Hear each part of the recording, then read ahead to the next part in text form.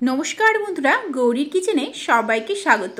आज के पटलेर এই রেসিপি বানানোর জন্য প্রথমেই আমি 500 গ্রাম পটল নিয়ে নিয়েছি।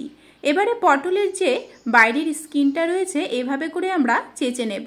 তারপরেই পটলের দুই পাশটা এভাবে কেটে ফেলে দেব এবং পটলটাকে আমরা পাতলা পাতলা গোল গোল করে কেটে নেব। পটলটা যতটা পারবেন পাতলা পাতলা করে কেটে নেবেন এবং আজকের এই রেসিপির জন্য পটলের বাইরের খোসাটা কিন্তু আমাদের প্রয়োজন, তাই বাইরের খোসাটা আমি সম্পূর্ণ কিন্তু ছাড়িয়ে নেইনি। এবারে একে একে সবগুলো পটল ঠিক একইভাবে কেটে নিচ্ছি। সবগুলো পটল কাটা হয়ে গিয়েছে, এবারে পরিষ্কারভাবে ধুয়ে নেব। অন্যদিকে কড়াইয়ের মধ্যে দিয়ে দিলাম প্রায় 1 টেবিল স্পুনের মতো সর্ষের তেল। আজকের এই রান্নাটা আমি সর্ষের তেলেই করছি। সর্ষের তেলেই কিন্তু ফ্লেভারটা সবথেকে বেশি ভালো আসে। এবারে দেখুন প্রথমেই আমি কড়াইয়ের মধ্যে প্রায় 9 থেকে 10টা গোটা রসুন দিয়ে দিলাম, তার সাথে 4টে চেরা কাঁচা লঙ্কা দিয়ে দিলাম। এগুলোকে 2-3 মিনিটের জন্য হালকা করে ভেজে নেব। তারপরেই কেটে রাখা পটলগুলো এর মধ্যে দিয়ে দেব। এবারে আমি পটলগুলোকে খুব সুন্দর করে নেড়ে চেড়ে মিশিয়ে নেব এবং এর মধ্যে দিয়ে দেব 1 টিস্পুন নুন, তার সাথেই দিয়ে দিচ্ছি হাফ টিস্পুন হলুদ গুঁড়ো। এবারে নুনটাকে খুব সুন্দর করে নেড়েচেড়ে নিয়ে মিশিয়ে নেব। এখানে কিন্তু অবশ্যই নুনটা দিয়ে দেবেন, তাহলে পটলগুলো তাড়াতাড়ি সেদ্ধ হয়ে যাবে। এবারে ঢেকে রেখে আমরা 5 মিনিটের জন্য প্রথমে রান্না করে নিচ্ছি। 5 মিনিট পরে ফিরে এলাম। দেখুন পটল থেকে জল বেরোতে শুরু করে দিয়েছে। আমরা আরও 5 থেকে 6 মিনিটের জন্য ঢেকে রেখে ভাজা করে নেব। আরও 6 মিনিট পরে ফিরে এলাম। এবারে দেখুন পটলটা খুব সুন্দর করে সেদ্ধ হয়ে গিয়েছে এবং হালকা হালকা একটা কালারও এসেছে। এবারে নামিয়ে ঠান্ডা করে নিচ্ছি। এখন একটা মিক্সিং বোলের মধ্যে ঠান্ডা করে রাখা পটলগুলো দিয়ে দিচ্ছি। আমি মিক্সিং বোলের মধ্যে কিন্তু পেস্টটা বানিয়ে নেব, আপনারা শিলপাটাতেও বেটে নিতে পারেন।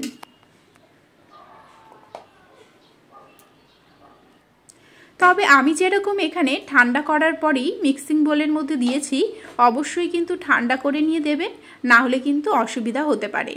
খুব সুন্দর একটা মিহি পেস্ট বানিয়ে নিলাম। এবারে অন্যদিকে কড়াইয়ের মধ্যে দিয়ে দিচ্ছি আরও কিছুটা পরিমাণ সর্ষের তেল।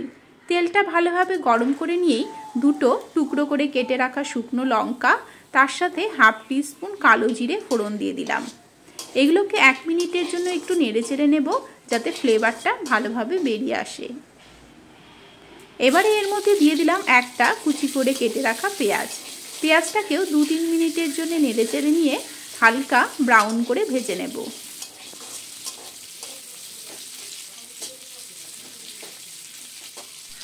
পেঁয়াজটা দেখুন ভাজা ভাজা হয়ে এসেছে। ঠিক এই সময়ে আমরা এর মধ্যে দিয়ে দেব একটা কুচি করে কেটে রাখা টমেটো। এই ভর্তার মধ্যে টমেটোটা দিলে টেস্টটা কিন্তু বেশি ভালো হয়, তাই আমি একটা ছোট দেখে টমেটো দিয়ে দিলাম।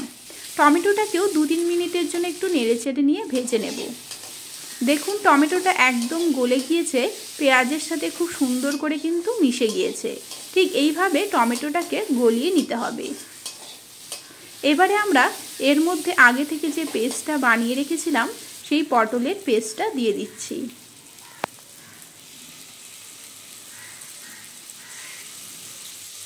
তবে এই পটলের পেস্টটা আপনারা যখন বানাবেন তখন কিন্তু কোনো রকম জল ব্যবহার করবেন না।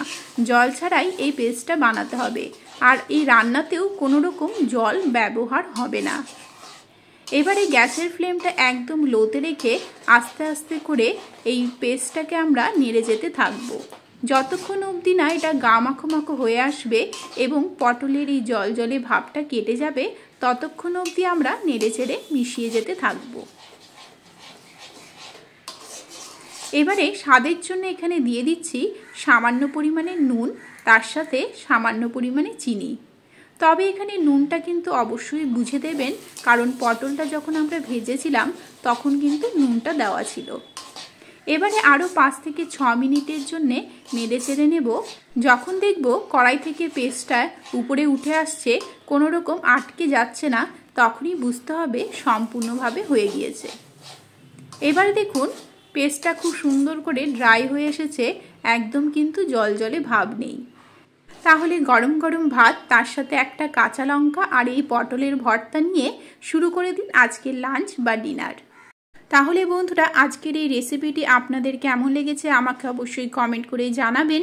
ভালো লাগলে আমার চ্যানেলটিকে সাবস্ক্রাইব করে নেবেন, লাইক ও শেয়ার করবেন। আজকের মতো এখানেই শেষ করছি, দেখা হবে নেক্সট রেসিপি নিয়ে। নমস্কার।